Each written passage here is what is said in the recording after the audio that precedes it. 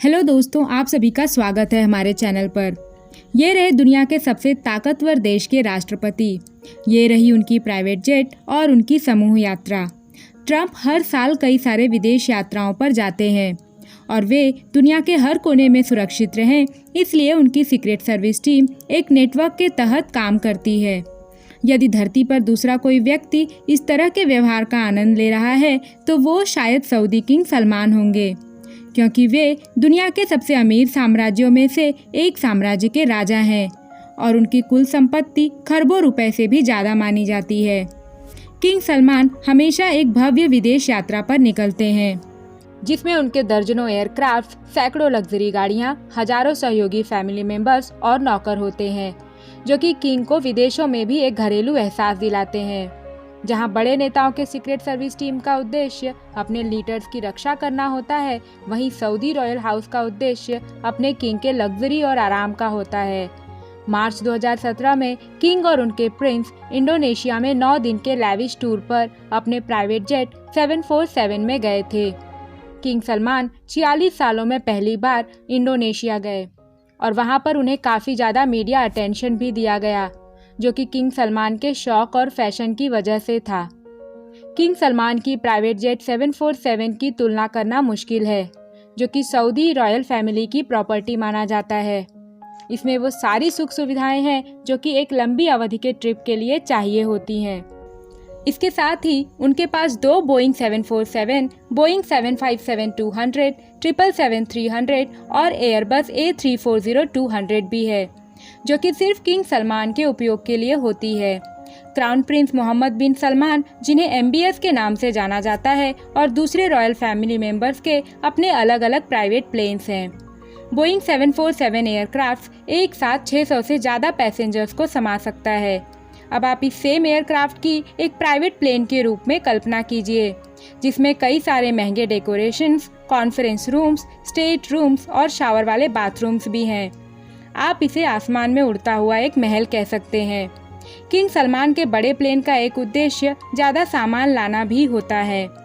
अविश्वसनीय 506 टन का लगेज भी किंग सलमान के साथ इंडोनेशिया लाया गया था, जो कि अलग अलग एयरक्राफ्ट के द्वारा पहुंचाया गया।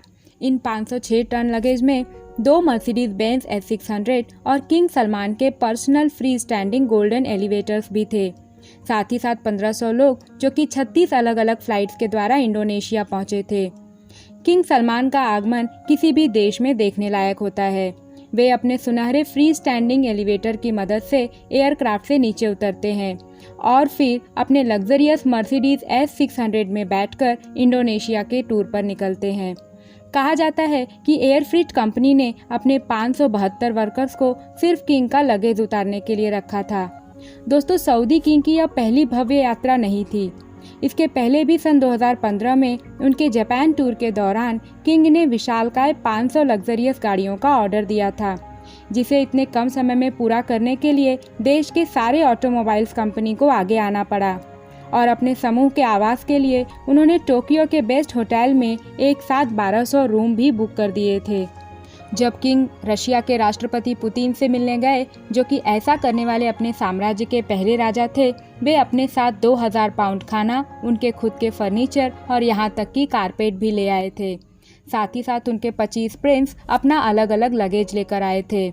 जब उनका पूरा ग्रुप मॉस्को पहुँचा तो उन्होंने 2 पूरे होटल्स बुक कर लिए, जिसकी वजह से वहाँ के गेस्ट को इमीडिएट लिस्ट कैंसिल करनी पड़ी। किंग सलमान अपने हर यात्रा पर अपना पैलेस साथ ले जाने के लिए जाने जाते हैं। साल 2014 में जब वे वाशिंगटन DC गए तो वहाँ के लग्जरियस 4 सीजन होटल के सारे 222 रूम बुक कर दिए गए और होटल में एयरक्राफ्ट की मदद से कई सारी चीज़ें सऊदी अरेबिया से भेजी गई। होटल को डेकोरेशन में कई सारे गंभीर बदलाव करने के लिए कहे गए और वहाँ पर सब कुछ गोल्ड का हो गया, जैसे कि gold mirror, gold lamp, gold table, हर जगह लाल कालीन बिछा दी गई, यहाँ तक कि होटल के लोअर पार्किंग गैराज में भी। क्राउन प्रिंस MBS, जो कि साम्राज्य के अगले उत्तराधिकारी हैं, अपनी पिता की ही तरह लैविश टूर करने के लिए जाने जाते हैं।